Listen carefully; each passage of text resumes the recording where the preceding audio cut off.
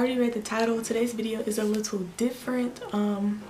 I've always gotten a few like questions about, oh, you know, how is college and like the material, like is the work as hard as everyone always say it is? And like I even have college friends that's like, oh, you know, sometimes I just don't know how to study. And I personally feel like I've got a good grasp on my studying techniques. They vary based on the different classes I take, whether it's science, math, history, you know, etc. So this video is just some tips that have been given to me over time, and I feel like they really helped me, so I'm here to share them with you all. And of course, this doesn't have to be just for college students. It can be high school, I would say middle school, but hey, I don't really remember middle school work. But yeah, high school or college students, I feel like this should really help you out. As if you know me, or if you've been with us for a while, you already know your girl like to take notes, because I've been forgetting. So my first tip is never give up. It can become very challenging, especially like I just remember freshman year in high school. I was used to being able probably to study a couple days before the test, boom, and ace it. It's not like that here in college. It is, well, it's like that for some people. It's not like that for me. I feel like I was one of the people who truly has to work for my A's, my B's, and sometimes even my C's. So studying, it did not come easy for me. I had to really like try to analyze what I'm studying. Is the way I'm studying effective, and is there a way I could change it, and if so, how? So I know I've had friends who just decide college is not for them. So, you know, mainly that reason was because the study was so hard. Like when you're so used to being an A and B student in high school, when you come to college and you probably make your first C or D on a test, that can be dream crushing, a little damaging.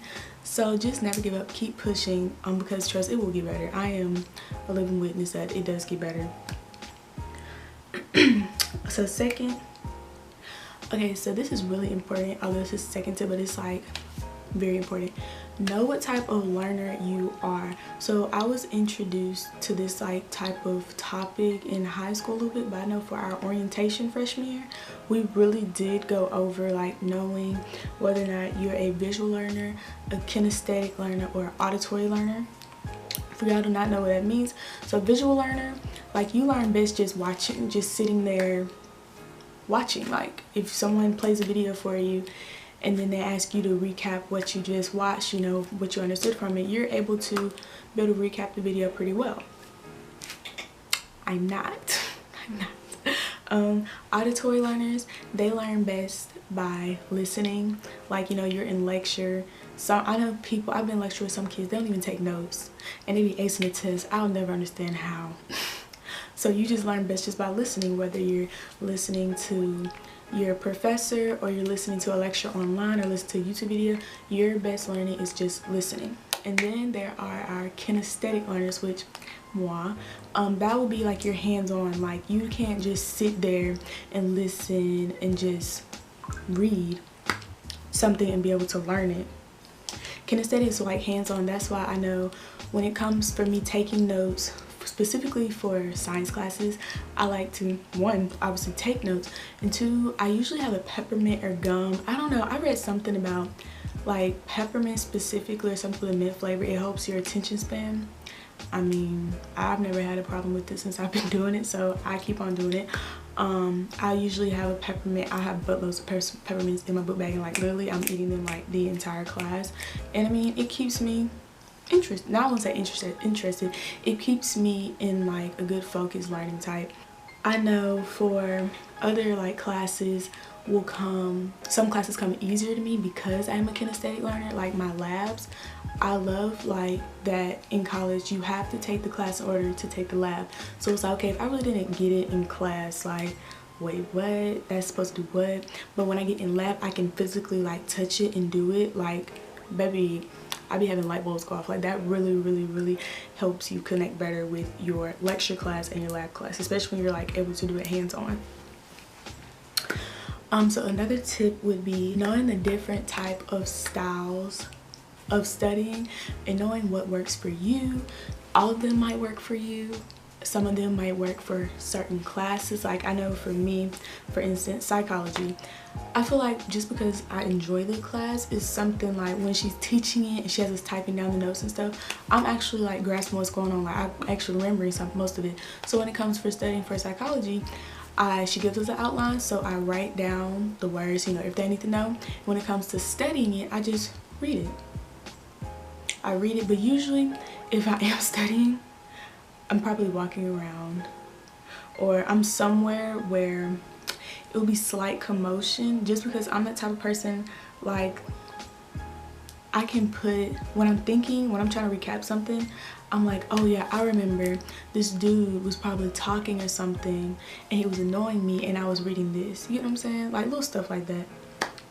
So these are the various type of studying tips that I personally use to work for me. Like I said, I am a kinesthetic learner. You knowing what type of learner you are, this video might help you. It might open your eyes. I don't know. I'm just here to hopefully help some future current college and high school students.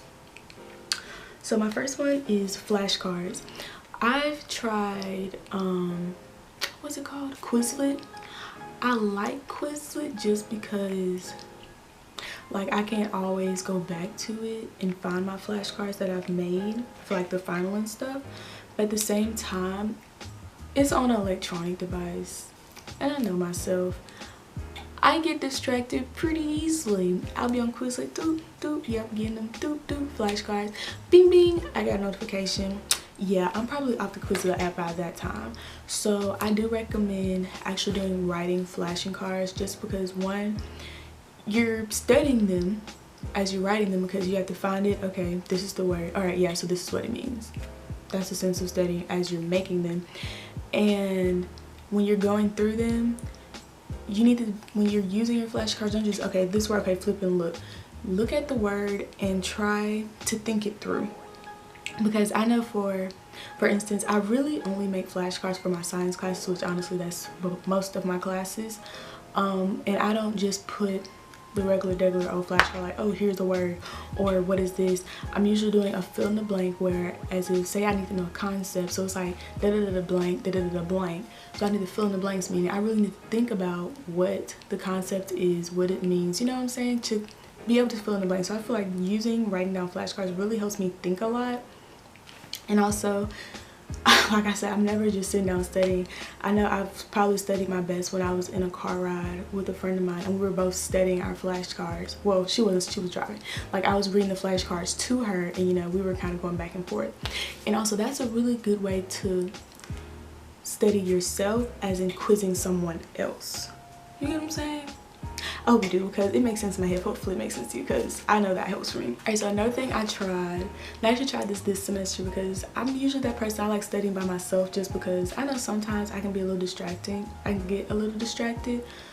But I attempted group studying, which really helps just because, excuse me, like for our case, I'm that student where when it comes to lecture and like the teacher's really just talking, there's really no slideshow. Most of the time my face is down on the paper writing, listening to what he's saying, not necessarily looking up at him. And like my friend, she's the person who's really looking at the board. You know, her notes are really precise and neat and mine are really sloppy. So most of the time she'll get drawings that I did not get and I'll get information that she did not get. So studying in a group, you're possibly getting information that you didn't even hear or realize that you missed in class. Boom, that's a big good part about it.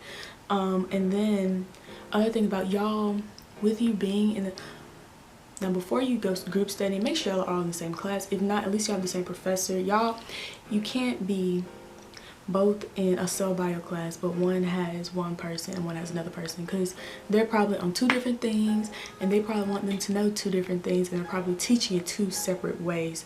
So it's best that your group is at least in the same, if not in the exact same class, exact same course with the exact same teacher.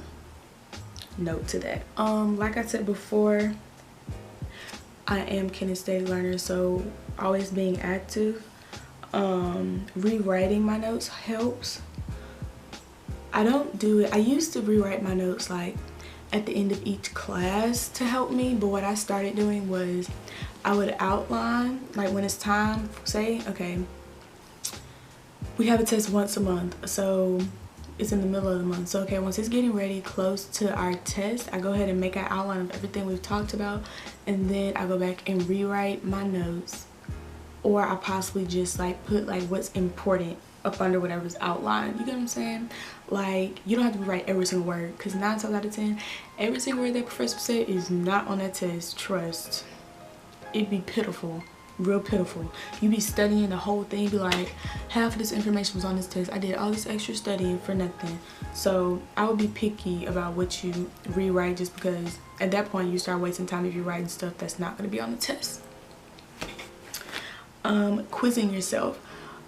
For like chemistry, this probably help you with English too. It really depends. Like I said, it always depends on the subject and what we're learning or what I need to like know for the test. But like, I'll make quizzes for myself. For instance, here's an example. So for, was it principal organism? I can't remember what biology class it was, but it was a biology course that I was taking, and we needed to know, you know, the parts of the cell or parts of something like mitochondria or something like that.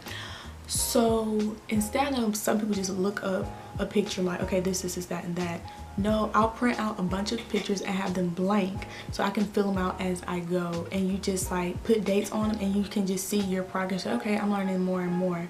And it's the same with like when it comes to really any subject.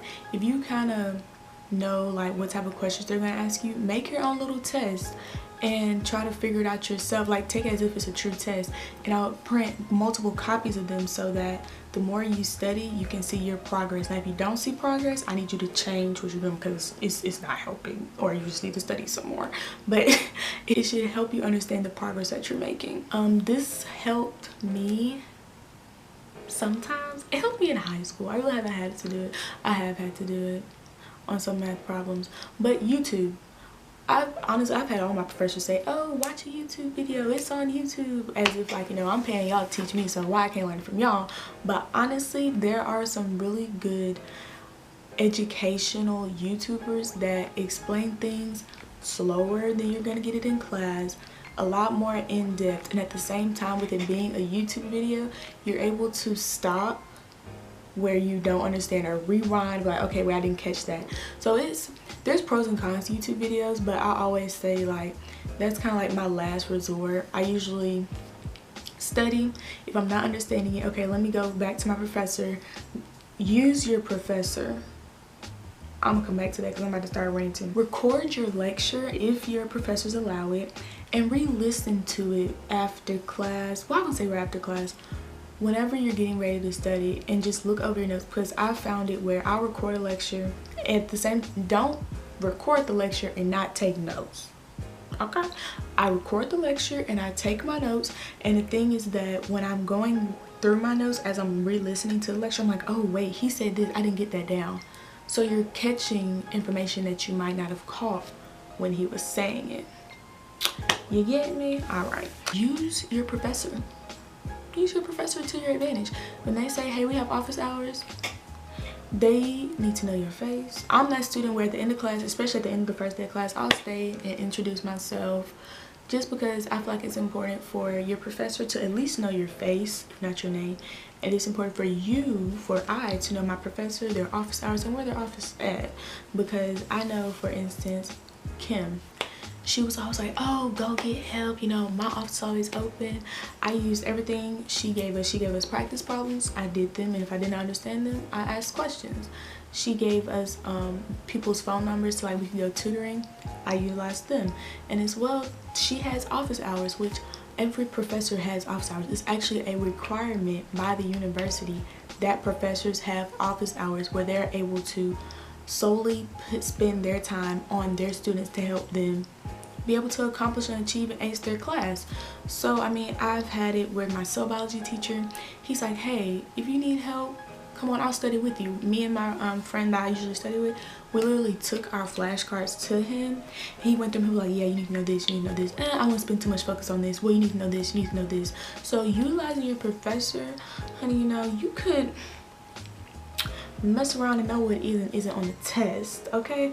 Because like I said, writing down every single thing or studying every single thing that professor says it can kick you in the butt. You just don't know it. Although it can, no, it can kick you in the butt. It can really kick you in the butt. My 5th tip is going to be utilizing your time wisely and prioritizing your classes. If you know it's something harder, that it's a course that you know is going to take you a while to study for that last. Like for instance, for me, math comes a little easy. I know, so hey, I might have some math homework where I just need to do these quick problems. Okay, go ahead and get it out the way. Because if I say, okay, I have 2.5 hours, because usually I try to study between class and work. So say, okay, I have a 2.5 hour break between my next class. I need to get this done today. If I spend, let's say, 1.5 hours on chem, and then cell is another hour, okay, I don't have time to do math. Get what I'm saying? And then I feel like when it's the harder subjects, you should do it last, and you should also not restudy, but come back to it that same day, like towards nighttime, just to skim through it, just to, like my teacher always says, give yourself time to forget the information, so when you go back and study it and you're like, oh, okay, boom, you're able to like think through it and really grasp on to what you studied before, and you're actually learning it. You're not just memorizing it. All right, and my 6th tip, do not study to memorize, study to learn. The only thing I'll probably say is, I can't say words for all. I can't say don't do that because I've done it before, but for certain classes, like for me, I know in my major I'm gonna need like to know the body parts. I'm gonna need to know stuff about our body, period. So when it comes to anatomy, and cell and stuff like that, I'm studying to learn because I need to know this stuff. But no offense, when it comes to chem and physics and math, sometimes I memorize. It depends. It's just like for math, of course you need to memorize the formulas. There's nothing you can do for that. When it comes to chem and physics, I study to learn sometimes, and sometimes to memorize, just because if I know I need to take chem 2, okay, I really need to understand what was in chem 1, because you're gonna be lost. And the same thing with physics 1 and 2. You need to learn physics 1, and you can probably memorize a little bit of physics 2. All right, so another tip I have is it is okay to take breaks between your studying. Like for me, when I study between my classes, I really don't need a break. Like me going to class is like usually my break, just because I mean, I have class for 50 minutes, right? Okay, I study for I won't probably study for the whole 2 hours and 30 minutes. I probably study for 2 hours, right? Then I got my 30-minute break, then class, then afterwards I have a long break into work at 5:30. So it's like study.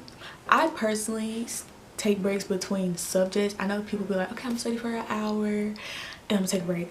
I just know if I'm studying like a hard subject, if I take a break, I'm gonna come back and be like, wait, okay, I need to recap.